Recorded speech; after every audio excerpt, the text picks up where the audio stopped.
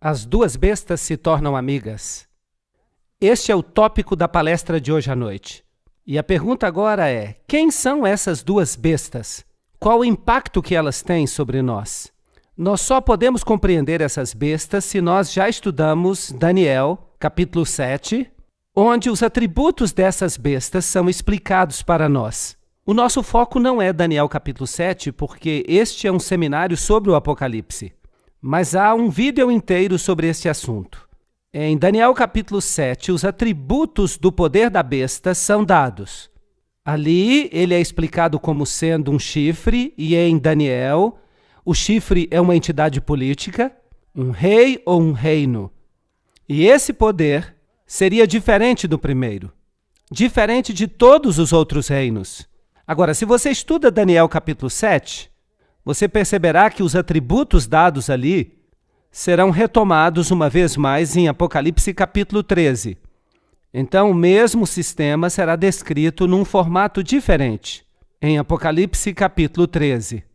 Mas o que é interessante a respeito dessa entidade política, o que a faz diferente de todas as outras, e a razão por que ela é diferente é que ela também é eclesiástica, ou seja, é também um sistema religioso. Sim, porque a sua principal ênfase é a religião. Ela tem uma birra contra os santos do Altíssimo, e ela é blasfema em relação ao Altíssimo. Daniel capítulo 7, versículo 25 diz: "E ele falará grandes palavras contra o Altíssimo, e cansará os santos do Altíssimo." Percebam que ele tem uma agenda política e uma agenda religiosa.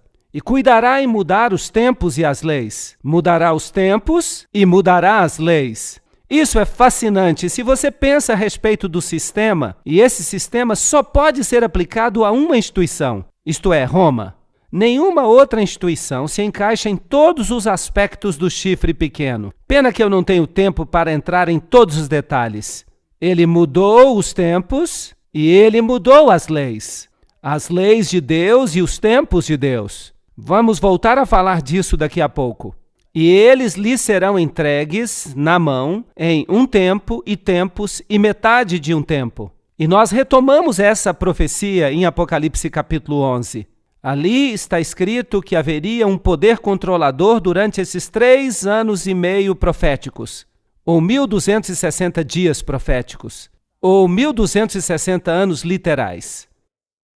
Agora, a besta de Apocalipse capítulo 13, ela é um conglomerado de tudo aquilo que nós vimos em Daniel capítulo 7.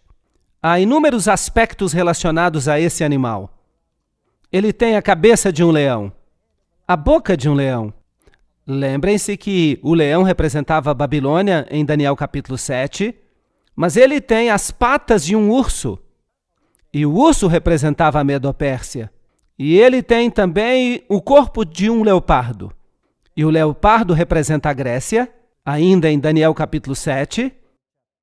E então ele tem 10 chifres, e as 7 cabeças e os 10 chifres representam os 10 reinos que nós temos em relação aos animais ali de Daniel capítulo 7. E também os dedos da estátua de Daniel capítulo 2. Então esta é uma besta conglomerada. Ela é composta então de várias filosofias, da Medo-Pérsia, da Grécia, Roma e de Babilônia. E ela fala com a boca de um leão. Então ela fala a linguagem de Babilônia. "E eu fiquei em pé sobre a areia do mar e vi uma besta se levantar do mar." O mar, isto é, nações, multidões, povos. Então ela sai das águas, ela sai do meio das nações. E tem 7 cabeças e 10 chifres. E sobre os chifres 10 coroas. E sobre as cabeças o nome de blasfêmia. Aí está uma ligação com Daniel capítulo 7. Esse poder blasfemo que se levanta contra o Altíssimo sai do meio das nações. E em Daniel capítulo 7 nós vemos que ele sai ali de Roma e do Império Romano, e especialmente do Império Romano Ocidental. E a sua influência se espalha em todo o mundo. E a besta que eu vi era semelhante a um leopardo. Então ela tem a Grécia nela, ela tem a filosofia grega, se você quiser. E é claro, a Igreja Romana certamente tem a filosofia dos gregos nela, porque ela então depende do pensamento aristotélico e do pensamento dos filósofos, Orígenes e todos os eruditos gregos. Mesmo aqueles que se levantaram mais tarde no Império Romano, eles também estão representados. E tinha os pés de um urso. Será que Roma tem a filosofia da Medopérsia? Claro que sim, o mitraísmo é a base da sua religião e ela tem inclusive a mitra que vem dessa religião. E a boca era a boca de um leão. Será que a religião babilônica de Ísis e Osíris, de Baal e Astorete, será que estão todas presentes aí em Roma?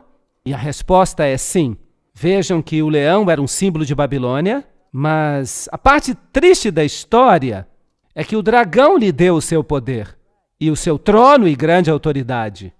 Apocalipse 13, 1 e 2. Esse capítulo nos conta essa triste história, que por trás desse poder está o dragão.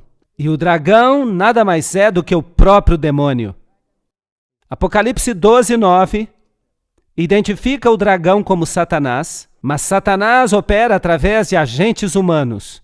Em Apocalipse 12, o dragão, operando através de Roma pagã, tentou destruir a Jesus. Foi um oficial romano que tentou matar o menino Jesus, um governador condenou a Jesus, um carrasco crucificou a Jesus, o emblema de Roma selou a sua tumba e um sentinela guardou a sua tumba. Então percebam aí os aspectos romanos. E lhe foi dada uma boca que falava grandes coisas e blasfêmias. Então essa entidade religiosa e política, ela blasfemaria contra Deus. E poder lhe foi concedido para continuar durante 42 meses. Esse é o período de 42 meses, 42 vezes 30 dias proféticos, chegamos a 1260 dias. E ele abriu a boca em blasfêmias contra Deus, para blasfemar o seu nome, o próprio caráter de Deus e o seu tabernáculo. Aí está a referência ao serviço do santuário, o caminho da salvação, explicado aí. Ele rouba as pessoas do poder salvador de Jesus Cristo. Será que essa entidade fez isso? Sim. Ela colocou os santos e Maria e todo tipo de intermediários, até mesmo a própria igreja e os seus delegados, mediarem em favor do homem. E aqueles que habitam no céu. Por isso eles blasfemam contra o próprio Deus. Apocalipse 13, 5 a 6. E lhe foi dado poder para que continuasse durante 42 meses. Apocalipse 13, 5. Então, faria isso abertamente, publicamente, durante aqueles 42 meses proféticos. 42 meses, 42 vezes 30, 1260 dias, um dia equivalendo a um ano. Eu lhes dei um dia por um ano, Ezequiel 4, 6. E isso nos leva de volta à mesma história que nós encontramos em Apocalipse capítulo 11. Vigílio subiu ao trono papal em 538 d.C., sob a proteção militar de Belisário.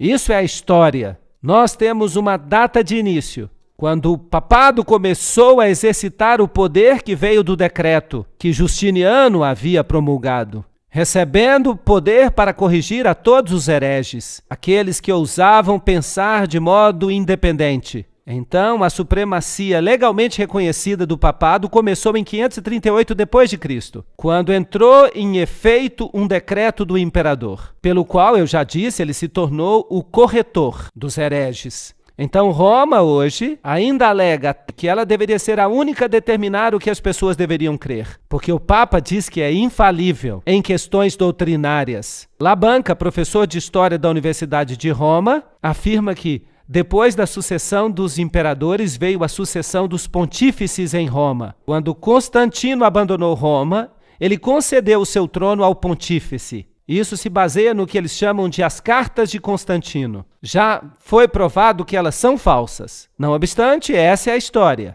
A transferência da residência do imperador para Constantinopla foi um triste golpe no prestígio de Roma. E naquele momento poder-se-ia prever o seu declínio rápido, mas o desenvolvimento da igreja e a crescente autoridade do bispo de Roma, do Papa, lhe deram um novo fôlego de vida e fizeram dela, de novo, desta vez, a capital religiosa do mundo civilizado. Essa é a história romana de Abbott. Isso é um fato, história.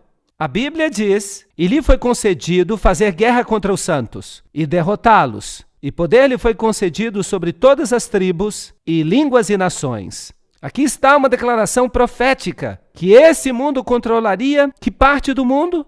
Todo o mundo.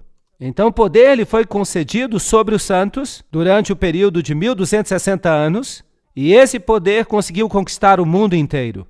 A história de Stanley afirma o seguinte: os papas preencheram o lugar vazio dos imperadores de Roma, herdando seu poder, prestígio e títulos do paganismo. Constantino deixou tudo para o bispo de Roma. Isso não é inteiramente verdade. O papado nada mais é do que o fantasma do falecido Império Romano, que senta coroado sobre o seu túmulo. Então nós temos um imperador. Ele tem até o título de Pontifex Maximus, que costumava pertencer ao imperador de Roma. De fato, o Papa se tornou imperador de Roma. Está escrito no Western Watchman que a igreja perseguiu.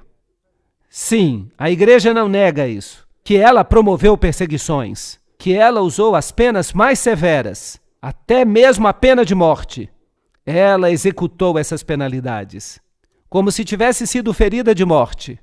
Então, há aqui uma ferida mortal. E a sua ferida mortal foi curada. E uma parte do mundo ficou maravilhada após a besta. Oh, não está escrito assim. Está escrito: todo mundo se maravilhou após a besta. Agora, esta declaração aqui é muito interessante. Eu vi uma de suas cabeças como se ela tivesse sido ferida de morte. Algumas traduções dizem, parecendo ter uma ferida mortal. Há uma diferença entre parecia ou como se fosse e tinha uma ferida mortal, sim ou não? Sim, parecia ter uma ferida mortal, mas parece que isso foi só para enganar. Apenas uma imitação de Jesus Cristo. Porque a palavra anticristo significa em lugar de Jesus Cristo. Então, sigam a linha de raciocínio. Esse sistema se colocou no lugar de Jesus como mediador. Agora, esse sistema perdoa os pecados. Esse sistema lhe dá um novo fôlego de vida. Abre as portas para o céu ou para o inferno.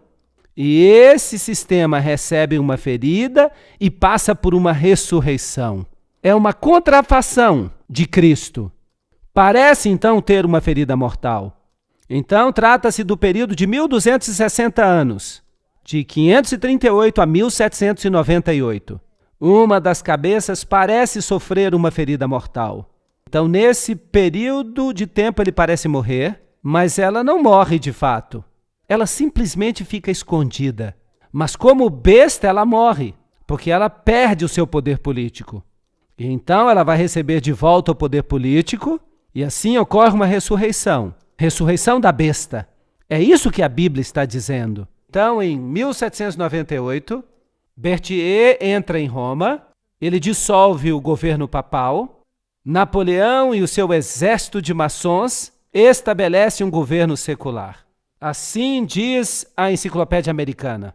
Berthier entrou em Roma no dia 10 de fevereiro de 1798 e proclamou a República, assim cumprindo essa profecia. Literalmente, a metade da Europa pensou que o veto de Napoleão seria obedecido e que o Papa e o Papado estariam mortos. Livro Papado Moderno, do reverendo Joseph Hickeby. Citar essa autoridade é quase que citar a Bíblia. Então, exatamente 1260 anos, o assassinato de um francês em Roma em 1798 deu aos franceses uma desculpa para entrar em Roma. A história eclesiástica diz que levaram o Papa para o exílio e a besta recebeu uma ferida mortal. E eu vi uma das cabeças como se tivesse recebido uma ferida mortal. E a sua ferida mortal foi curada e todo mundo se maravilhou após a besta. Certamente isso não é possível. Nem todo mundo vai seguir o catolicismo. Apocalipse 13:3. Esta é a questão que a gente deve perguntar, se eles vão seguir. Aqui está um artigo da Crônica de São Francisco, dizendo que o Vaticano fez paz com a Itália. E ambos os lados assinaram com muita cordialidade e a ferida foi curada entre os dois. Apocalipse 13:7. e poder lhe foi dado sobre todas as tribos, e línguas e nações. Isso é assustador. Roma vai controlar o mundo inteiro. É isso que está sendo dito. Então, um poder religioso universal, controlando a consciência de todo mundo. É isso que a profecia fala. E eles adoraram o dragão. Se você seguir esse sistema, mesmo sem querer, você vai estar adorando o dragão, pois ele deu o poder à besta. Isso é um disfarce.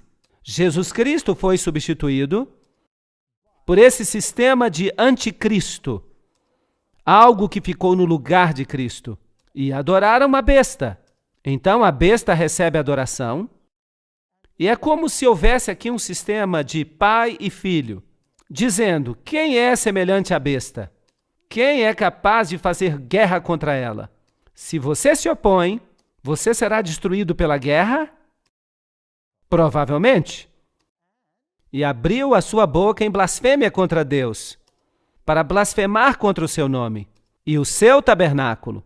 Nós já falamos sobre o tabernáculo, trata-se do ministério de Cristo e aqueles que habitam no céu. O próprio Deus sofre blasfêmias. Jesus é removido de seus escritos e todos os que habitam sobre a terra a adorarão. Aqueles cujos nomes não se encontram escritos no livro da vida do Cordeiro, morto desde a fundação do mundo. Apocalipse 13, 4-8. Então vocês não acham que é importante que os católicos romanos devessem saber que eles pertencem a esse sistema e mesmo sem querer que eles cooperam com esse sistema e, portanto, adoram o dragão? Eu fiquei feliz por descobrir isso. Vocês não sabem que aqueles de quem vocês são servos, que vocês são servos daqueles a quem vocês obedecem, quer do pecado para a morte ou a obediência para a justiça. Romanos 6,16. Bem, se você obedece a esse sistema, então você faz parte dele. Pois tu disseste em teu coração: eu subirei ao céu, eu exaltarei o meu trono acima das estrelas de Deus. Eu serei semelhante ao Altíssimo. Satanás quer adoração.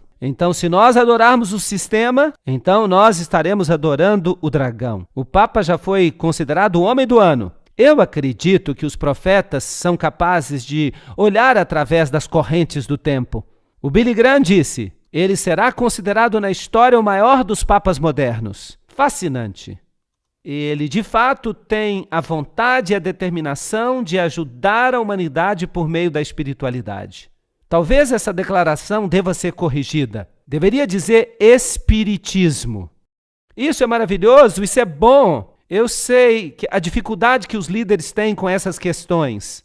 Foi isso que disse o Dalai Lama. E essa história de blasfêmia? Em Apocalipse 13:6, diz que ele abriu a boca em blasfêmia. Daniel 7:25, diz que ele falará grandes palavras contra o Altíssimo. O que significa falar grandes palavras contra o Altíssimo? Há duas definições na Bíblia. João 10:33, e os judeus lhe responderam dizendo: não te apedrejamos pelas boas obras, mas por causa da blasfêmia, porque tu, sendo homem, te fazes semelhante a Deus. Então, se você diz, eu sou Deus, isso é uma blasfêmia, que se opõe e se exalta acima de tudo que é chamado Deus, ou que é adorado, de modo que, como Deus, se senta no templo de Deus, fazendo-se passar por Deus. 2 Tessalonicenses 2:4.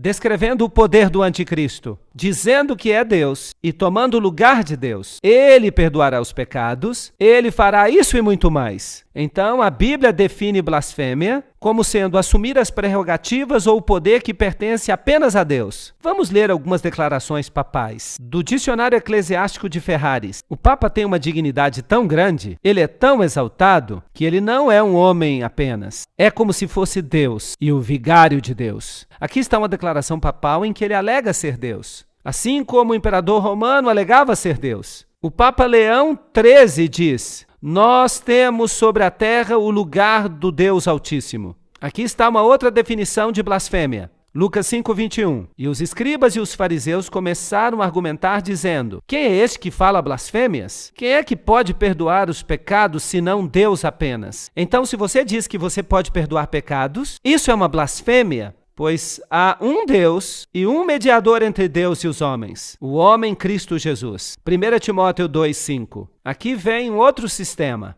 E o Papa diz, no livro Autoridade dos Concílios, todos os nomes que nas Escrituras são aplicados a Cristo, em virtude dos quais se estabelece que ele é o cabeça da Igreja, todos os mesmos nomes podem ser aplicados ao Papa. Então, o Papa toma o lugar de Jesus Cristo e alegam que o próprio Deus é obrigado a respeitar o julgamento dos seus sacerdotes e ou não perdoar ou perdoar de acordo com o fato de que eles dão ou recusam a absolvição. Primeiro vem a declaração do sacerdote e Deus, então, assina embaixo. Então parece que os sacerdotes são mais elevados do que Deus. O sacerdote decide se você vai ser perdoado ou não. E Deus não tem nenhuma escolha senão obedecer aos seus sacerdotes. Isso não é patético? Esse é o tipo mais elevado de arrogância.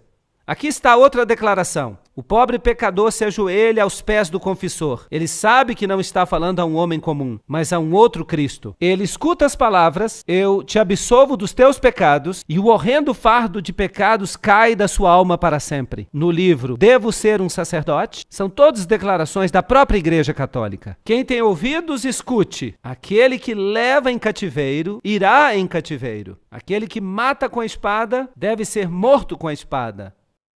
Aqui está a paciência e a fé dos santos. Apocalipse 13, 9 a 10. Agora, Daniel faz uma acréscimo em relação a este poder. Ele acrescenta que ele cuidaria em mudar os tempos e a lei. Nós já falamos sobre isso. O papado mudou a lei de Deus. Tirou o segundo mandamento, transformou o quarto mandamento em terceiro mandamento, aplicou ao domingo em vez de ao sábado, e então dividiu o 10º mandamento em 2 mandamentos, de modo que o número 10 continuasse entre os mandamentos. Então ele mudou a lei. Será que ele mudou o tempo? Será que Roma mudou o tempo? Claro que sim. Que tempos Roma mudou? Mudou quase que tudo. Qual é o calendário que nós observamos? Nós usamos o calendário gregoriano. O calendário gregoriano. Quem é Gregório? Foi um papa. Por que Gregório mudou o calendário? Porque ele tinha que mudar os tempos. Percebem? Ele tinha que mudar os tempos. Hoje é um bom dia para a gente falar sobre isso, porque hoje é o dia da festa de Ishtar. Lamento, vamos dizer isso de um modo melhor. Hoje é a Páscoa pagã. E a festa de Ishtar e a Páscoa judia são 2 coisas inteiramente diferentes. Não há uma coisa como a Páscoa pagã.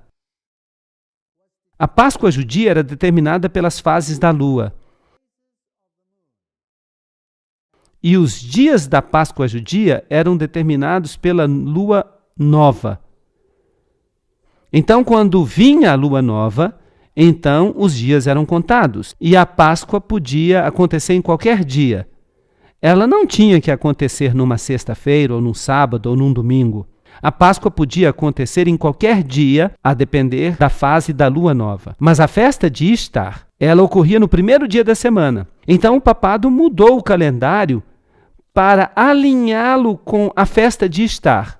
E hoje nós temos uma alteração nas regras do Velho Testamento, onde você contava os dias. Agora se aplica a regra da festa de Ishtar, que somente pode acontecer no domingo. Somente cai no domingo. Embora no passado a Páscoa judia pudesse acontecer em qualquer dia. Agora, isso equivale a dizer que eles estavam se distanciando do Cordeiro Pascual.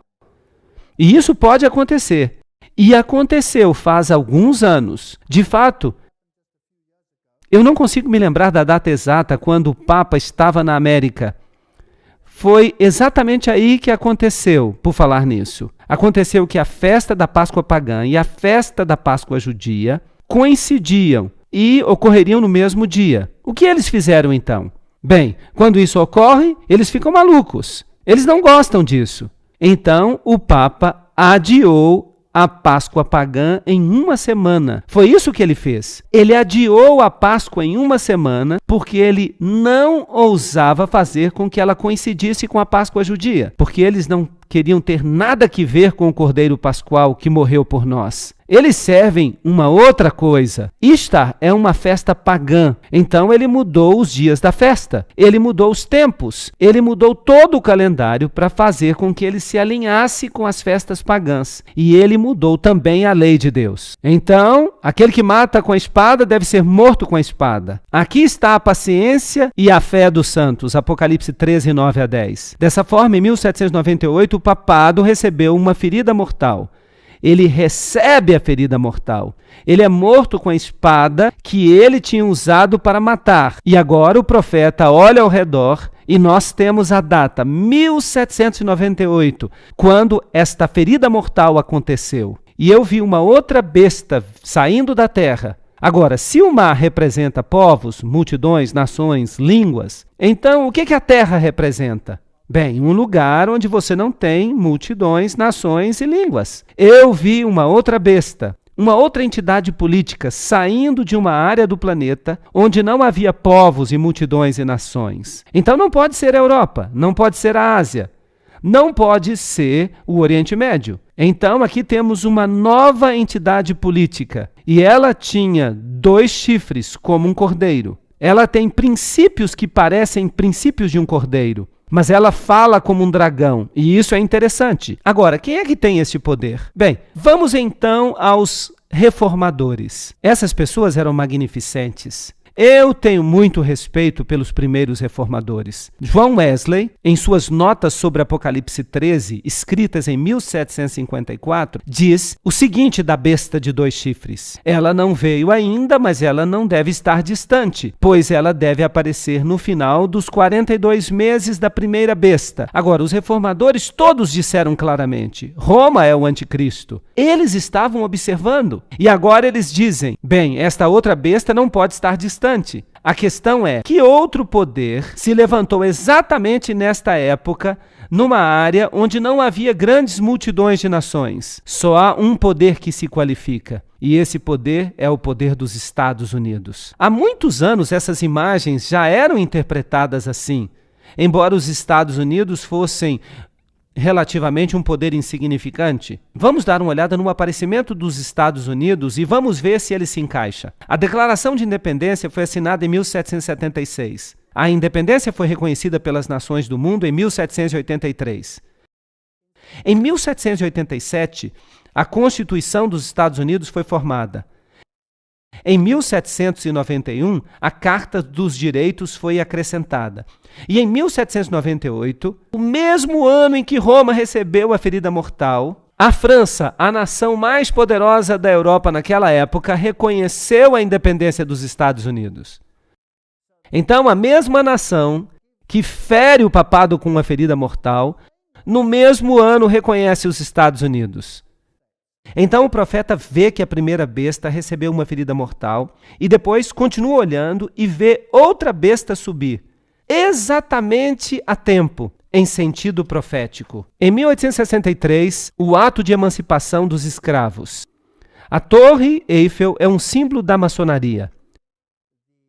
A Estátua da Liberdade é um símbolo da maçonaria. 1798 é uma data muito importante. Liberdade e justiça para todos. Esse é o princípio que o faz parecer um cordeiro.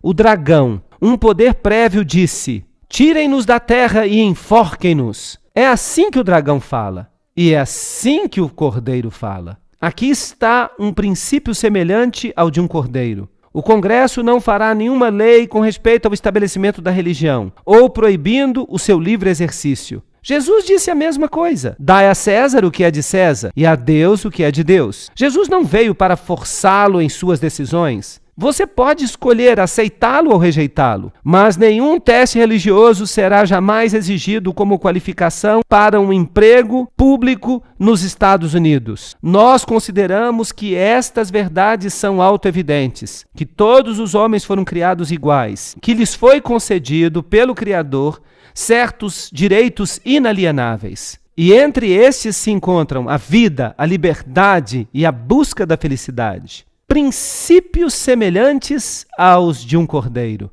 Mas esta Constituição terá que ser mudada se é para que haja legislação religiosa e até perseguição. A Constituição deverá ser abandonada. Nós nos movemos de uma república para uma democracia. Os Estados Unidos não eram uma democracia, era uma república. Você podia escolher, mas há uma vasta diferença entre uma república e uma democracia. Percebam que se 10 lobos e um cordeiro têm que votar a respeito do cardápio do almoço, o cordeiro acabará sendo o cardápio do almoço numa democracia. Porque são 10 contra 1, mas uma república tem princípios inteiramente diferentes dos de uma democracia. A Constituição é central numa república. E você não pode simplesmente votar. Mas isso parece que mudou. A Bíblia diz em Apocalipse 13:11, ele fala como dragão. Agora, o dragão deu ao primeiro poder o seu trono e grande autoridade. E ele é usado para quê? Para blasfemar a Deus e para perseguir os santos. Não foi isso que ele fez? Vocês creem que o mesmo poder começará a fazer a mesma coisa? Acham que isso é possível? Apocalipse 12:17 diz: então o dragão se irou contra a mulher e foi fazer guerra contra o restante da sua semente, aqueles que obedecem os mandamentos de Deus e têm o testemunho de Jesus. Se você se apega à palavra de Deus e àquilo que os profetas disseram, e se você obedece aos mandamentos de Deus em vez de aos mandamentos dos homens, será que você vai ficar encrencado com o dragão? Então, ele fala como dragão. Mas como é que o dragão fala?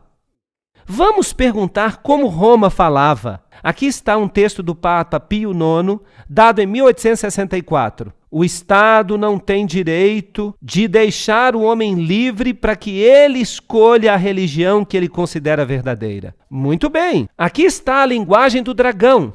A igreja tem o direito de exigir que a religião católica seja a religião do Estado, com a exclusão de todas as outras. Amaldiçoados sejam aqueles que defendem a liberdade de consciência e de culto, e aqueles que afirmam que a igreja não possa utilizar da força. Essa é a linguagem do dragão. A Igreja Católica Romana deve exigir o direito de liberdade apenas para ela. Civiltà católica. É uma declaração católica. A Igreja Católica Romana deve dar o seu voto com o propósito de garantir o domínio católico neste país. Mundo Católico, julho de 1870. Essa é a linguagem do dragão. Mas Apocalipse 13:12 diz: exercita toda a autoridade da primeira besta diante dela. Então, significa que ela fará as mesmas coisas que ela fazia no velho mundo.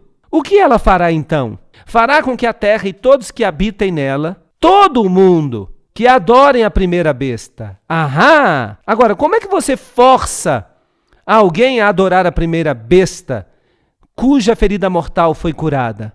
Como é que você força, pela legislação, alguém a adorar a primeira besta? A única forma de fazer isso é através de leis que governem a consciência. Não está certo? Então, se a primeira besta tem regra ou regras e diz que este é o padrão que eu quero implementar, e eu digo, bem, eu não quero ter nada que ver com isso. Isso é contrário à lei de Deus. Então, esse poder vem e diz, se você não obedecer, c'est fini. O que então? Então, o segundo poder está garantindo as leis do primeiro poder. E se eu então obedeço a essas leis, então o que de fato eu estou fazendo? Eu estou adorando a primeira besta, porque ela é que fez as leis. Isso não é verdade? Então eu vou estar encrencado com Deus, porque essas leis podem ser contrárias à lei de Deus. Então eu terei que fazer uma escolha. E é isso que a Bíblia diz que vai acontecer. A segunda besta fará exatamente isso. E ela faz grandes maravilhas, de modo que até fogo desce do céu sobre a terra à vista dos homens. O que é isso? Bem, pode ser fogo literal, mas eu acho que nós estamos falando de fogo espiritual aqui. E ela engana aqueles que habitam na terra. Agora, um fogo literal não é muito enganoso. É doloroso. Mas um fogo espiritual, isso poderia ser problemático. Então, esse segundo poder usará de engano para fazer isso, por causa dos sinais que lhes foram concedidos fazer diante da besta. Bem, então digamos que você veja dentro da segunda besta, os Estados Unidos, um poder que envia um espírito, um fogo, um Espírito Santo, mas é um falso espírito. E é um espírito enganoso, e é cheio de milagres e sinais e maravilhas. Bem, então você tem um problema. Há uma palestra que eu ainda vou dar e se chama Fogo Estranho. Na terça-feira à noite. O que quer que você faça, não perca essa palestra. Eu vou mostrar a vocês o fogo estranho, do tipo que você não vai querer acreditar, que lhes foram concedidos fazer diante da besta, dizendo àqueles que habitam sobre a terra que eles devem fazer uma imagem à besta que tinha sido ferida pela espada e viveu. Como é que você faz uma imagem para algo? O que é uma imagem? Uma imagem é algo que se parece com o original, não é verdade? Se eu olho num espelho, o que eu vejo? Eu vejo uma imagem, alguma coisa que se parece comigo, certo? Não sou eu, é apenas uma imagem, mas se parece comigo. Agora, com que se parecia a primeira besta? A primeira besta era um poder religioso usando o Estado para enfatizar as suas doutrinas, não é verdade? Agora, se a segunda besta se torna um poder religioso usando o Estado para enfatizar suas doutrinas, mas essas doutrinas são doutrinas da primeira besta de Roma e eles estão forçando que o mundo inteiro obedeça a Roma, então eu não estaria encrencado? Claro que sim, mas é isso mesmo que a Bíblia diz que vai acontecer. A segunda besta fará leis e as colocará em vigor, como a primeira fazia. Assim criando uma imagem, algo que se parece com a primeira besta. E eles colocarão essas leis em vigor. E ela tinha poder para conceder vida à imagem da besta. Então essa será uma entidade política muito poderosa. Para que a imagem da besta pudesse falar, de modo que aqueles que se recusassem a adorar a imagem da besta fossem mortos. Vocês acham que os Estados Unidos têm poder para dizer: se o seu pequeno país não me obedecer hoje, eu vou destruí-lo? Sim ou não? Eu acho que sim. Ele tem poder de fazer isso. E ele certamente o fará. E ele certamente tem feito isso ultimamente. Apocalipse 13:15. Agora, não é interessante, conforme nós vimos ontem, que mesmo na arquitetura, um é a imagem do outro? Isso não é fascinante? Então, este fascinante edifício e todas as suas leis e estatutos que são protegidos pela Constituição, aqui a primeira besta, aqui um sacerdote indo ao Vaticano, e aqui está a guarda suíça representando o Estado protegendo a igreja. Aqui você vê o Papa com todas as bandeiras das nações ao redor dele. Será possível que as nações fiquem ao redor dele de modo aleatório? Como será que o Papa vai mudar o mundo? A revista Esquire diz que ele certamente vai mudá-lo. Este foi o Papa mais carismático de todos os tempos. E o Ronald Reagan foi o presidente que começou a fazer um pacto com ele. Ele começou a alterar a Constituição dos Estados Unidos. Harry Truman tentou fazer isso em 1951, mas ele sofreu com isso. Ele foi atacado do púlpito do seu próprio pastor quando ele quis reconhecer o Vaticano. E ele deixou essa ideia. Mas Ronald Reagan, sem problema, ele conseguiu fazê-lo. Mesmo o próprio pastor batista do presidente em Washington denunciou a ideia do púlpito quando Truman tentou executá-la. Aqui está um sinal maçônico. Lembram-se do dedo na boca? O que isso significa? É o sinal de Horus. Silêncio, algo secreto. As mãos postas também significam algo. Somente o presidente Ronald Reagan e o Papa estavam presentes na Biblioteca do Vaticano naquele dia. Um de seus primeiros objetivos como presidente, falou Reagan, era reconhecer o Vaticano como Estado e fazer do Vaticano seu aliado. Isso é contrário à Constituição americana. Ambos receberam uma mini ferida e sobreviveram. Isso não é significativo, é apenas interessante. É como se a imagem estivesse seguindo a besta. João Paulo está triunfante. Aqui nós temos um outro sinal. Nós temos Gorbachev e o papado juntos, trocando presentes. A festa já tinha acabado. O comunismo já tinha servido o seu propósito. Ele podia desaparecer. E o homem estava sem país. Aqui está uma bela piada num jornal da África do Sul. O ovo é o comunismo. E está escrito, Maar hersdan niks inne. Não há nada aqui. Vejam que é uma piada para fazer as pessoas crerem de um modo ou de outro. E então, finalmente, quem receberia o crédito pela queda do comunismo? Se o comunismo tinha sido inventado para subjugar a Igreja Ortodoxa e eliminar o pensamento protestante na Alemanha Oriental, e ele certamente fez isso, uma vez que ele tinha conseguido isso, o comunismo poderia ser eliminado. E ele foi dissipado. E quem recebeu o crédito por isso? O Papa recebeu o crédito por isso. Como é que nós sabemos? Porque Maria, supostamente em Fátima, já tinha dito que o Papa consagraria o mundo inteiro ao Imaculado Coração de Maria e que a Rússia seria convertida. Era fácil dizer isso porque os bolcheviques já tinham estado no poder em 1917, o mesmo ano em que a declaração foi feita. Eles sabiam que já estava tudo conseguido, que não seria difícil. 3 segredos. O primeiro era uma visão do inferno, que não faz nenhum sentido. O segundo era que a Rússia seria consagrada, que eles pegariam o poder de qualquer jeito. E o terceiro era que um futuro Papa receberia um ataque contra a sua vida, mas sobreviveria. E isso apressaria os eventos finais. Agora, se você conhece a história de antemão simplesmente porque você a está criando, isso não é problema. Agora, será que o Papa recebeu o crédito por isso? Aqui está a visita papal aos Estados Unidos, St. Louis. Vamos perguntar então ao presidente Bill Clinton para nos dizer o que ele pensa. 2.400 fiéis aqui para lhe dar as boas-vindas. Ele está acenando às multidões.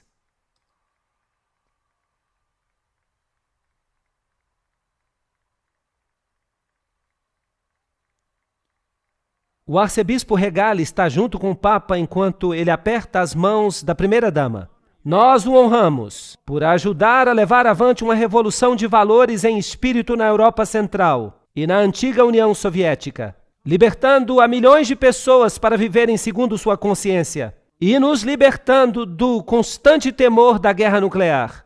Vossa Santidade, em nome de todos nós que estamos aqui reunidos hoje, de fato, em nome de todo o povo de nossa amada nação, nós lhe damos as boas-vindas aos Estados Unidos. Senhores e senhoras, Sua Santidade Papa João Paulo II, e o vice-presidente dos Estados Unidos e o arcebispo. Então, quem recebeu os créditos pela decadência da União Soviética? O Papa. Nós o honramos por libertar milhões. Este é um cumprimento interessante da profecia. Herman Melville disse: os Estados Unidos foram colonizados por pessoas de todas as nações. Todas as nações podem reclamá-lo para si. Nós não somos uma tribo estreita de homens. Não, o nosso sangue é como o dilúvio do Amazonas, composto de milhares de nobres correntes, todas despejando em um único lugar. Nós não somos uma nação, nós somos um mundo. E todo mundo se maravilhou após a besta. Lembram-se da questão com a qual começamos? Vocês acham que é possível que todo o país se sujeite ao Papa João Paulo, superestrela? Agora, essa igreja, a Igreja Romana, alega que é a mãe de todas as igrejas. Ela se chama Ecclesia Mater, a mãe de todas as igrejas. Ainda para ser fechado está o maior abismo de todos. Entre os 350 milhões de protestantes do mundo, um número que já não é o mesmo, e cerca de 800 milhões de católicos. De fato, há hoje entre 1 a 2 bilhões de católicos. Então, não apenas na esfera política essa igreja deve ganhar a soberania, mas também na esfera religiosa. E isso exigiria uma palestra inteira só para eu falar sobre isso. Mas, de maneira religiosa, todas as nações devem se juntar para se sujeitar a esse sistema. O Cruzeiro do Sul, em 1995, ele disse: por uma questão de unidade, todas as igrejas devem aceitar a autoridade papal. Bem, eu tenho notícias para vocês. Isso não inclui apenas as igrejas cristãs. Isso inclui todas as religiões do mundo todo. Está se falando de mãos através do abismo. E o papado está propondo um acordo. em nome da unidade cristã. E ela realizou grandes sinais, fazendo até que fogo descesse do céu à terra à vista dos homens. Apocalipse 13:13. Então, o segundo poder usaria agora a religião na tentativa de unir o mundo inteiro sob um único sistema. E eu pergunto, nos últimos anos, a religião se tornou um assunto importante nesse planeta, sim ou não? Aham! E que religiões estão representando a tese e a antítese? A cultura judeu-cristã está sendo contraposta à cultura islâmica. E das duas deve surgir uma síntese. Nós estamos vivendo numa época interessante. Apocalipse 13:14. Por causa dos sinais lhe foi concedido poder para agir em favor da primeira besta, enganando os habitantes da terra. Atos 2:3 diz, e eles viram como que línguas de fogo que se separavam e desciam sobre eles. Essa besta vai usar um tipo de fervor religioso supostamente pelo Espírito Santo, fazendo com que o fogo desça, um suposto derramamento do Espírito Santo sobre as pessoas. Será que o fervor religioso vai causar um conflito? Vocês acham que isso é possível? Uau, eu acho que nunca foi tão possível como agora. Bem, eu acredito que a Bíblia está sendo atual. A Bíblia nos diz que os Estados Unidos da América, que se levantaram no momento oportuno, cuidarão de mudar sua fala como de cordeiro para fala como de dragão. Eles hão de se tornar um poder perseguidor, assim como foi Roma no passado. E assim, o mundo inteiro vai seguir a besta.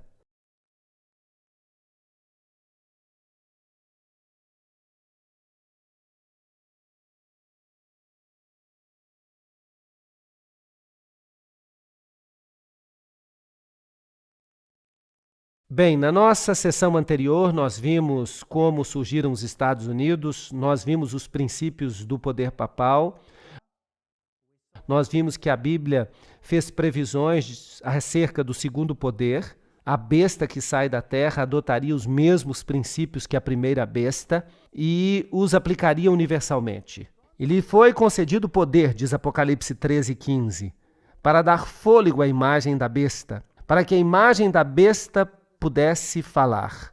Então, esse novo poder religioso teria sua voz ouvida e faria com que muitos que não adorassem a imagem da besta fossem mortos. Você ou é a favor ou é contra.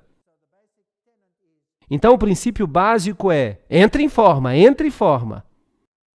Isso mesmo, entre em forma ou você morrerá. Bem, você sabe que o presidente dos Estados Unidos está fazendo muito barulho acerca disso. Ele diz, ou você está do nosso lado ou está contra nós. Não é interessante? Igreja e Estado, eles vão operar juntos. Vai haver uma imagem a qual se prestará culto. Será que vai haver uma mudança na Constituição? O Grande Conflito, página 445. A imagem da besta representa essa forma do protestantismo apostatado que se desenvolverá quando as igrejas protestantes buscarem o auxílio do poder civil para a implementação dos seus dogmas. É um engano aplicar os procedimentos democráticos americanos à fé e à verdade. Revista Time, janeiro de 1995.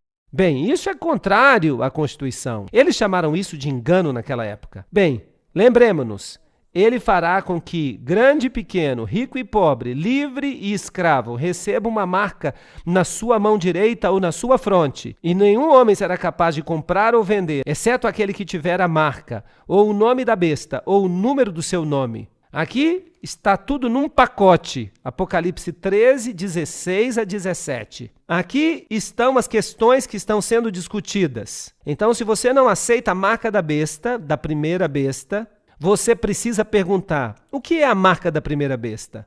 Hoje as pessoas pensam que é uma marca do computador, um chip na mão, talvez uma forma de controlar a compra e a venda. Há aparelhos que foram criados, que podem ser colocados na mão ou debaixo da pele da sua fronte, que são capazes de dizer onde você está e em que banco você está fazendo transações. Detalhes como aqueles de uma conta do cartão de crédito. Mas a minha pergunta para vocês é esta. Será que o cartão de crédito consegue controlar a consciência? Sim ou não? Será que uma nota de dólar consegue controlar a consciência? Sim ou não? O que controla a consciência é uma marca, um aspecto distintivo, se você prefere, da primeira besta que é o catolicismo.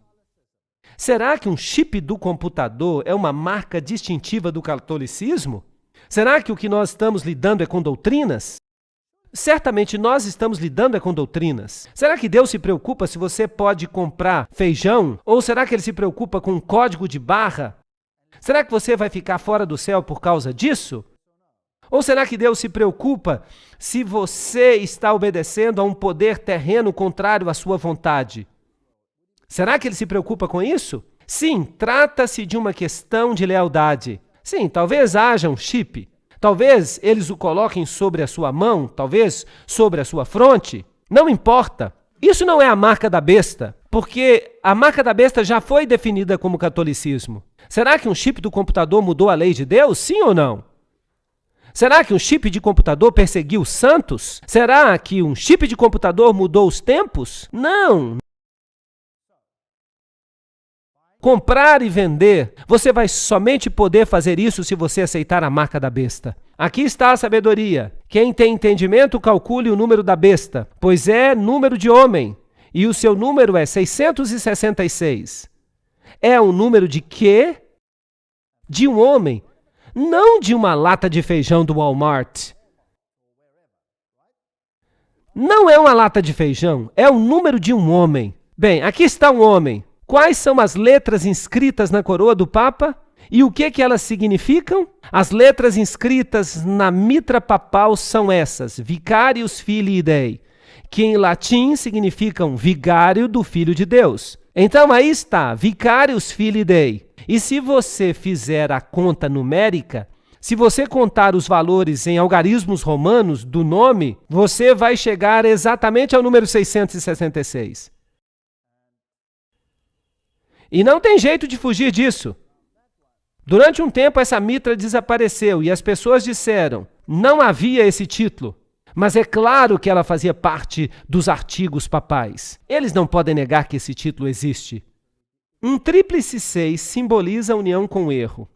Em grego, você tem um valor numérico. A frase reino latino, em grego, quando se conta o valor numérico de suas letras, você obtém 666. A mesma coisa acontece com a igreja italiana, Italica Ecclesia, 666. O homem que fala latim tem todos os seus títulos oficiais escritos em latim. Todos eles dão 666. E isso é interessante. De modo que o sistema tem o número 666. O homem, o anticristo, Vicarius Filii Dei, vigário de Deus sobre a terra, significa literalmente no lugar de Jesus Cristo. O papado diz: coloquem-me no lugar de Jesus Cristo, chamem-me de anticristo. Ele não poderia ter nos feito um favor maior, porque ele mesmo se identifica. A marca da besta. O que é a marca da besta? Primeiro, nós precisamos compreender a marca de Deus, o seu selo, o seu sinal. E eu vi um outro anjo subindo do Oriente, tendo o selo do Deus vivo. Vocês se lembram que nós falamos sobre isso quando nós falamos dos capítulos anteriores do Apocalipse? Ele clamou com uma alta voz, e lhe foi dado ferir a terra e o mar, dizendo: não firas a terra, nem o mar, nem as árvores, até que nós tenhamos selado os servos do nosso Deus em suas frontes.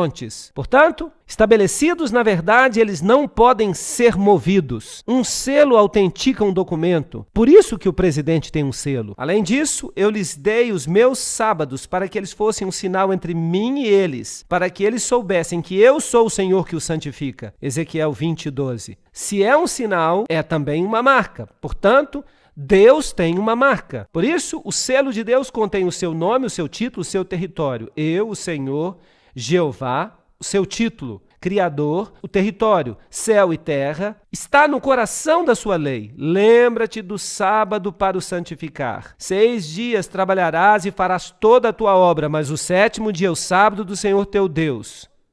Por quê? Em 6 dias, Jeová, o Senhor, o Criador, fez os céus e a terra. Por falar nisso, removam o sábado, como nós já dissemos antes, e toda a lei perde o selo da sua autoridade. A lei poderia ser de um Zé Ninguém, mas porque o sábado está aqui, toda a lei recebe a sua autoridade, nada menos, nada mais do que do Criador dos céus e da terra.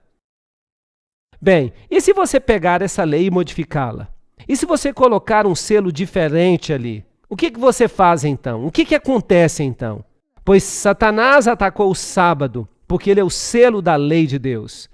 É a marca da autoridade que torna válida toda a lei. Lembram-se de Daniel 7:25? E ele cuidará em mudar os tempos e a lei. Bem, vamos perguntar ao Papa se ele fez isso. Neste livro do Papa está escrito: o Papa tem poder para mudar os tempos, para abolir as leis e para desfazer todas as coisas, até os preceitos de Cristo. Isso é muito arrogante. Ele pode fazer o que ele quiser. Não admira que ele tem o sinal de Horus na sua lapela aqui. Jesus Cristo é o mesmo ontem, hoje e para sempre, Hebreus 13:8. Jesus não muda. Então como é que o Papa pode ter o direito de mudar a lei de Deus? O que especificamente é a marca da besta? Qual será o melhor modo de descobrir isso? O melhor modo não é perguntar? Por que nós não perguntamos então? Papa, qual é a sua marca? A marca da besta deve ser o sinal da autoridade da Igreja Romana. Não é verdade? Vamos perguntar a eles. Cardeal Gibbons.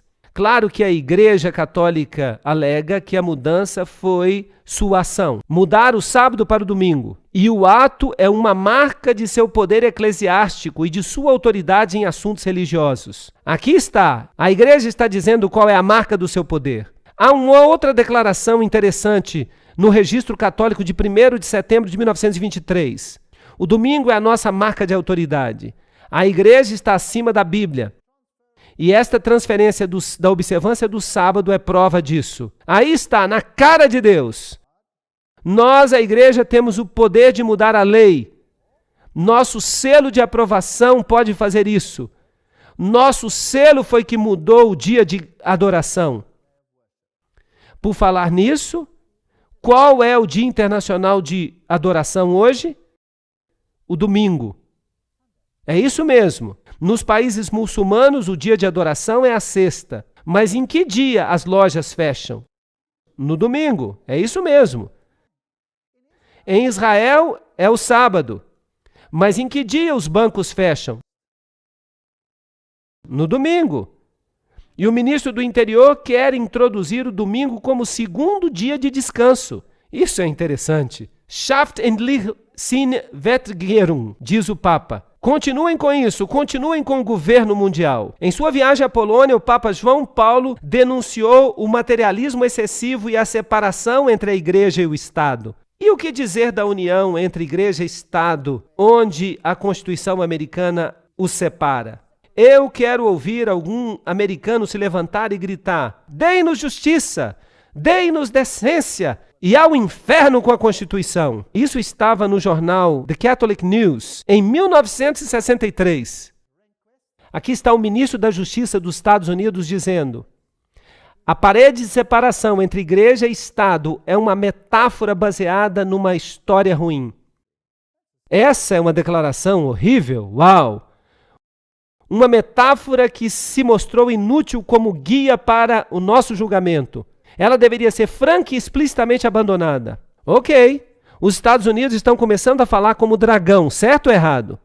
Sim, essa é a linguagem do dragão. Aí está, o ministro da Justiça disse essas palavras, uma metáfora baseada numa história ruim. Aqui está um artigo da revista Time, em 1995, dizendo: o muro de separação entre a Igreja e o Estado que foi erigido pelos humanistas seculares. Alô? Será que eles conseguem torcer a verdade? E outros inimigos da liberdade religiosa. Eu pensei que tivesse sido colocado ali pelos amigos da liberdade religiosa. Bem, esse muro caiu. Aqueles que se opunham às nossas opiniões agora são os novos fascistas. Agora, isso é interessante. Aqui está o bully chamando a tampa de preta. Isso não é fascinante?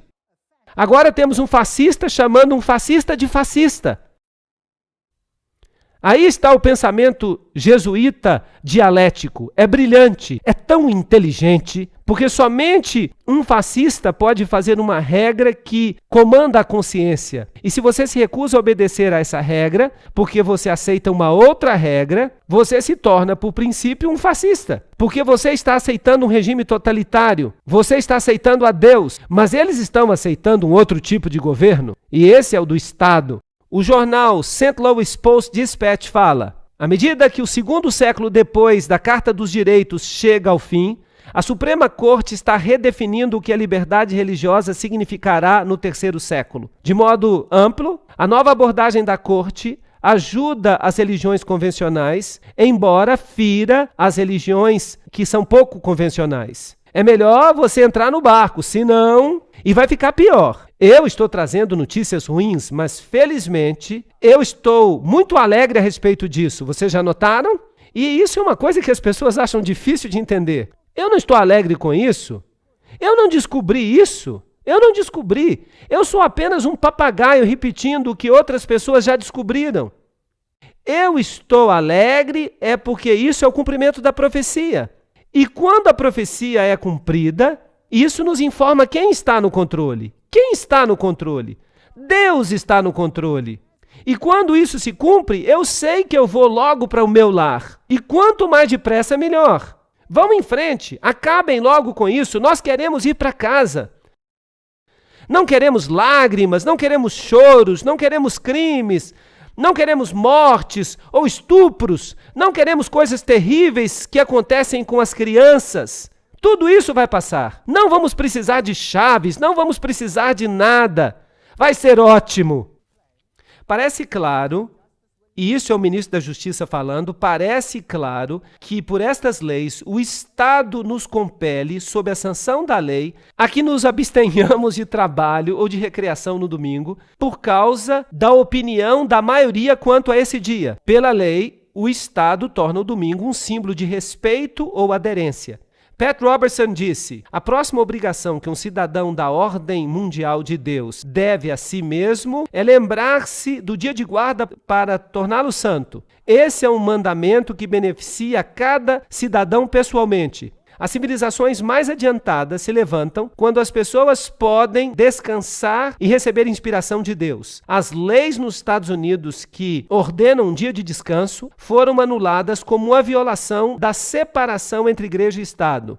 Isso é um insulto direto a Deus e a seu plano. Somente aquelas políticas que se provam claramente seculares são reconhecidas. Esqueçam daquela Constituição estúpida que separa a igreja do Estado. Vamos fazer diferente. Vamos unir igreja e Estado. Vocês conseguem perceber uma imagem da besta aqui? Uau, isso é muito fascinante. Igreja e Estado trabalhando juntos, promulgando leis que vão honrar a primeira besta. Quem foi que mudou o sábado para o domingo? Foi a Igreja Católica Romana. Eles promulgaram o domingo. A quem eles estão honrando? A Roma. Eles estarão honrando a Roma. E então, o Sunday Times, 7 de maio de 1998, o Papa lança uma cruzada para salvar o domingo. Deixemos claro que não se deve trabalhar no domingo, porque no domingo se deve celebrar o dia do nosso Senhor. Ele escreveu toda uma encíclica. Vamos dar uma rápida olhada. Ele diz que é uma tradição. Eles celebram a Eucaristia. Fala-se de uma encíclica chamada Rerum Novarum. E se pedem leis que legislem com respeito à obrigação de guardar o domingo como dia santo. Estão pedindo legislação civil para permitir que as pessoas guardem o domingo. E os Estados Unidos deveriam dizer: a nossa Constituição proíbe isso. Nós lamentamos, senhor Papa, aqui a igreja e o Estado ficam separados. Nós não concordamos. Mas será que eles fazem isso? Não. Aqui está uma declaração. Aqui está Bush, logo depois que ele assumiu a presidência. Ele está aqui na inauguração de um museu católico que custou milhões de dólares. E ele afirma: a melhor forma de nós honrarmos ao Papa João Paulo II, verdadeiramente um dos maiores homens, é levar os seus ensinamentos a sério. É ouvir as suas palavras e colocar as suas palavras e ensinamentos em ação. Aqui na América, aqui está a pessoa mais alta do governo dizendo: vamos dar ouvidos ao Papa. Ele está removendo ou não a separação entre a igreja e o Estado? Claro que está. Ele fala que este é um desafio que precisamos aceitar. Eu tenho um problema com você, presidente. Você está falando como dragão.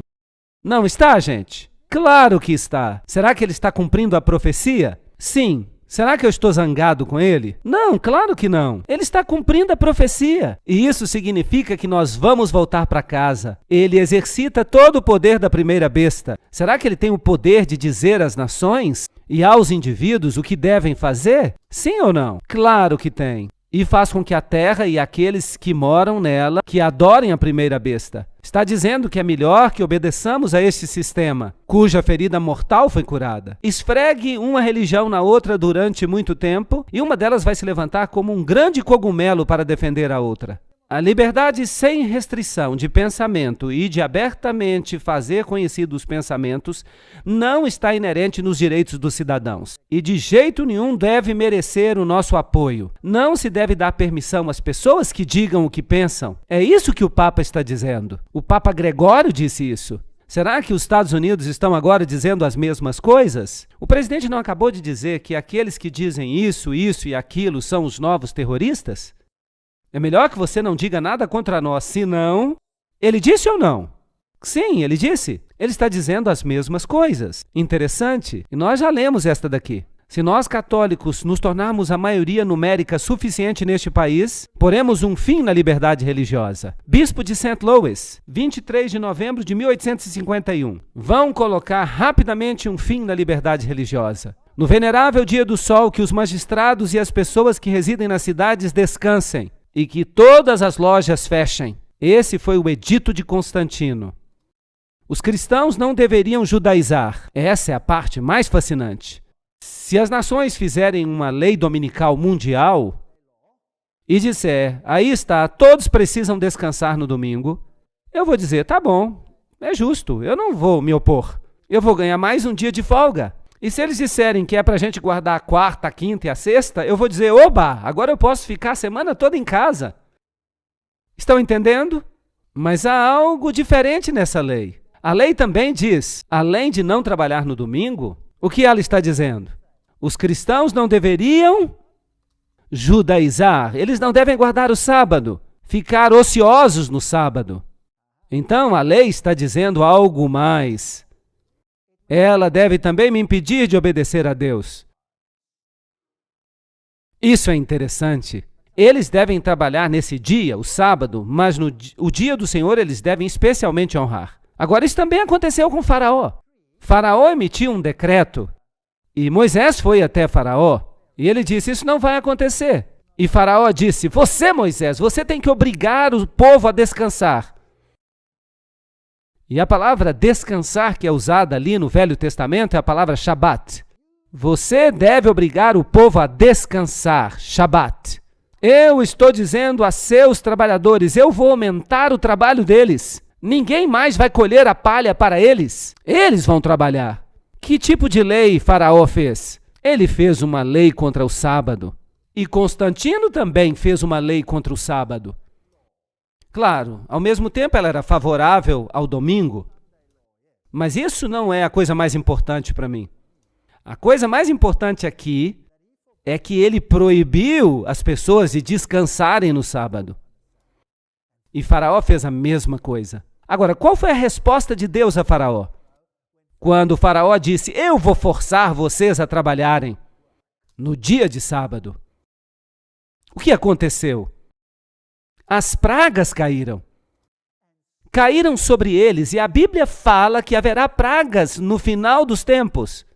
Elas vão cair sobre eles, certo ou errado? Os paralelos são absolutamente fantásticos. Desde a época dos apóstolos até o Concílio de Laodiceia, cerca de 364, a observação sagrada do sábado dos judeus continuou, como pode ser provado por muitos autores, mesmo a despeito do decreto do Concílio contra ela. Vejam que os primeiros cristãos ignoraram os decretos papais, que o sábado continuou a ser guardado, não obstante o decreto do concílio contra ele, também pode ser percebido pelo fato que o Papa Papa Gregório I escreveu contra os cidadãos romanos, proibindo qualquer trabalho feito no sábado. Isto é, no domingo, porque as pessoas continuavam trabalhando no domingo. Então vejam que a igreja primitiva guardava o sábado. Agora aqui está outro decreto interessante, proclamado pela primeira besta. No Sínodo de Toulouse, em 1163 d.C., foi emitido o seguinte decreto: os bispos e sacerdotes tomem cuidado e proíbam, sob pena de excomunhão,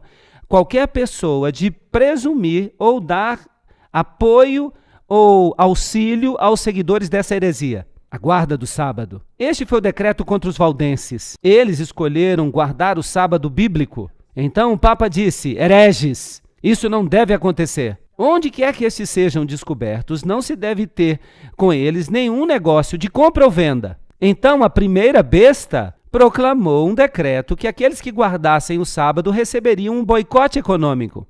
Não deveriam comprar ou vender, de modo que, privados do auxílio normal da vida, eles fossem compelidos a se arrepender dos seus maus caminhos. Quem ousar desrespeitar essa ordem, seja excomungado, que seja considerado um parceiro deles na mesma culpa. A todos que encontrarem, que sejam aprisionados pelos príncipes católicos e sejam punidos com a perda de todas as suas posses. Este foi um decreto católico romano. Você não pode comprar ou vender se você continuar a guardar o sábado, e nós vamos tirar tudo o que você tem de você. Mas será que os valdenses deram ouvidos? Não. E então qual foi a próxima coisa a acontecer? O rei Ildefonso de Aragão baniu todos os valdenses em 1194. Essa foi a consequência. Enviaram os militares e os militares os dizimaram. Mataram a todos. Então houve uma lei dominical, houve uma lei contra o sábado incluída nela, não foi permitido que comprassem ou vendessem, e então um decreto de morte. Foi isso que a primeira besta fez. Será que a segunda besta vai se tornar parecida com a primeira? Acham que é possível? Será que a imagem vai fazer a mesma coisa? Parece que sim, porque o autor Harold Lindsell, editor da revista Cristianismo Hoje, ele diz que todo o comércio, incluindo os postos de gasolina, deveriam fechar aos domingos, por força de uma legislação por intermédio de oficiais que foram devidamente eleitos pelo povo. Estão pedindo a mesma coisa. A Bíblia prevê uma confederação de todas as religiões no futuro. Sim, nos Estados Unidos, tentando unir a igreja e o Estado. E as pessoas vão ser pegas num fervor religioso, por um suposto derramamento do Espírito, com sinais e maravilhas. E isso vai convencê-los de que Deus está com esse movimento. Está fazendo sentido? É assustador. Eu acho que é assustador. Então, a crise vindoura é parecida com a dos dias de Daniel. O rei de Babilônia, um líder mundial poderoso, estabeleceu uma imagem de contrafação e obrigou que ela fosse adorada em contrariedade aos mandamentos de Deus. Mas aqueles que eram dignos, eles se recusaram a se prostrar diante da imagem. E como consequência, houve problemas sérios. Daniel 3,15 diz exatamente como esta cerimônia religiosa foi realizada. Agora, quando vocês ouvirem o som de todos os tipos de música, se vocês estiverem dispostos a se ajoelhar e adorar a imagem que eu fiz, muito bom. Mas se vocês não a adorarem, serão jogados imediatamente na fornalha ardente. Será que a música pode ser importante para poder produzir um fervor religioso? Notaram no versículo todos os tipos de instrumentos de música. O que isso incluiria? Isso incluiria a música popular, isso incluiria, para aqueles que amam isso, a música da ópera, isso incluiria um rock pesado, isso incluiria o heavy metal, isso incluiria todos os tipos de música, não acham? Desde que o povo esteja sujeito ao fervor religioso. Quem se importa? A música vai desempenhar um papel muito importante. Vocês sabiam que a Bíblia repete esta passagem 3 vezes? Como se Deus realmente estivesse nos tentando dizer algo. Vamos ver o que aconteceu quando o Papa fez uma visita a St. Louis. E os jovens encheram toda a câmara. E então 2 monges, esses aqui se parecem com monges franciscanos, vejam a roupa. Eles disseram: finalmente temos unidade, unidade, paz, paz na terra. E o que é que a Bíblia diz quando as pessoas começarem a dizer paz? Então nós temos um problema. E quando o Papa entra, esses jovens ficam histéricos. E todo tipo de música é usado para satisfazer a fome de sua alma. Desde a linda música do coral, aliás, um coral ecumênico, todas as religiões cantando juntas, até a música popular, com os braços levantados, as freiras estavam balançando os braços, e houve também rock pesado de um tal de DC Talk, e outras bandas assim. Quando o Papa entra, então há muitas danças no Senhor e todos os aspectos semelhantes. E um dos sacerdotes católicos está falando para o DJ ali. E ele diz, o repórter então faz uma pergunta para o sacerdote católico. Você acha que tem alguma religião nessa música alta? E o sacerdote responde, claro que há. Porque Deus está em toda boa música. A boa música da reforma. E essa música, bem, os jovens a compreendem. E isso basta. Mas vamos observar e ver o que acontece. Ah, foi ótimo, nós tivemos uma sensação ótima de paz. Paz, amor e unidade. Unidade. Todas as nações virão e adorarão diante de ti, Senhor. E todas as nações se prostram.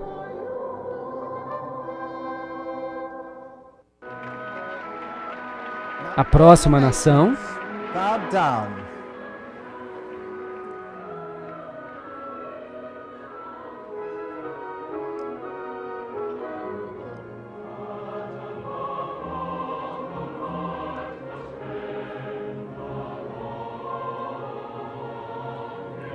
a próxima nação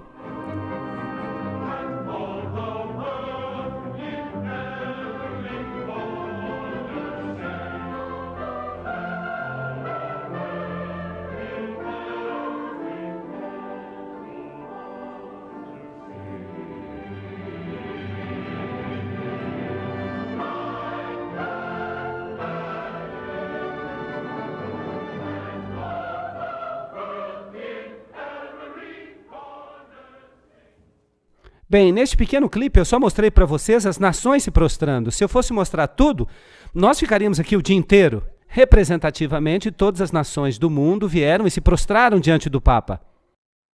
A música e as outras questões que eu mencionei prepararam o palco para os jovens e para os velhos.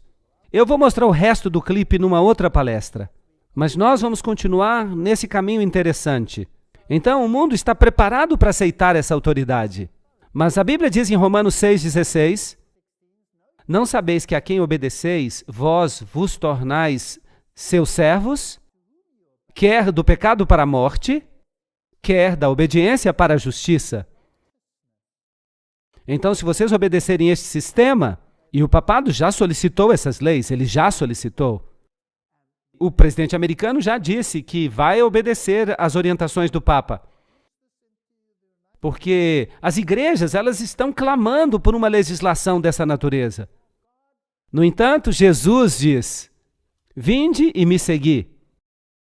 Agora nós vimos a base de Apocalipse capítulo 13. Apocalipse capítulo 13 descreve os dois poderes políticos que, em essência, controlam o mundo no final dos tempos. Um representando o catolicismo da Idade Média e o outro representando o protestantismo atual, fazendo exatamente o que ordena a primeira besta. Será que o protestantismo mudou completamente? Ou será que o protestantismo foi infiltrado? Essa é uma boa pergunta. Eu ainda vou lhes dar uma palestra que vai mostrar para vocês se de fato o protestantismo foi infiltrado. Vamos ver se os grandes pregadores protestantes são de fato o que eles dizem que são. Nós também vamos olhar esse fogo, esse derramamento do Espírito de Deus, entre aspas, que está invadindo os Estados Unidos e o mundo. Não apenas os Estados Unidos, mas o mundo inteiro, através da mídia. Será que isso está certo ou será que não está certo? Quais devem ser os nossos critérios? a palavra de Deus. É tudo o que temos. Vocês verão nas próximas palestras. Uma se chama Que Todos Sejam Um, outra sobre o fogo estranho. Não percam essas palestras. Elas vão ser bastante reveladoras. E nós vamos pintar um quadro. E nós veremos que Deus fez uma previsão de 100% do que vai acontecer neste planeta. E é por isso que eu levanto a minha cabeça de satisfação, porque Deus está no controle. Jesus vai ser o derradeiro vencedor. Obrigado.